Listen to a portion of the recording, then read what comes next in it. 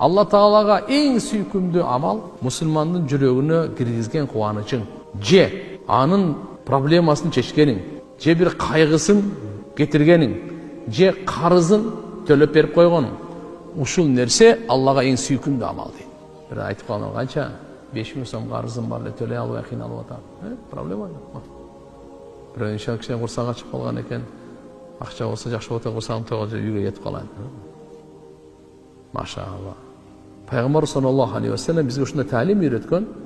Силер сурабастан туруп жардам бере бергиле. Бирок наркы жагынан таалим үйрөткөн, сен вообще сурабаа деп.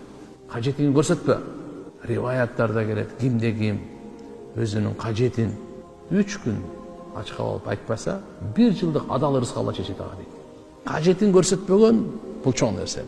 Айшенебизден риваят, Пайгамбар саллаллаху алейхи ва саллям айткан, ким мусулмандардын бир үйүнө кубаныч киргизсе, жараткан Алла субханаху ва таала ага бейиш менен ыраазы болуп сыйлайт экен, караңыз. Лейса лаху савабун илля жанна, ага бериле турган савап бейиш болот дейт. Анын кылган жакшы ишине. Бухари Муслимде келет, Абу Муса разияллаху анху риваят бар. Пайгамбар саллаллаху алейхи ва саллям айткан, аля кулли муслим садака.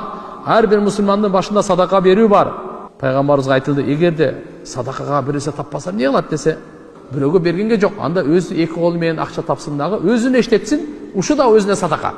Эгерде буга да күчү жетпесечи десе, Пайгамбарыбыз айтты, анда кажеттүү адамга жардам берсин. Буга да күчү жетпесечи, анда жакшылыкка чакырсын. Буга да күчү жетпесечи, Пайгамбарыбыз айтты, анда өзүнүн жамандыгынан сактасын. Ушу да садака дейт. Бирөөгө жамандык кылбай койгонуң дагы сен үчүн садака.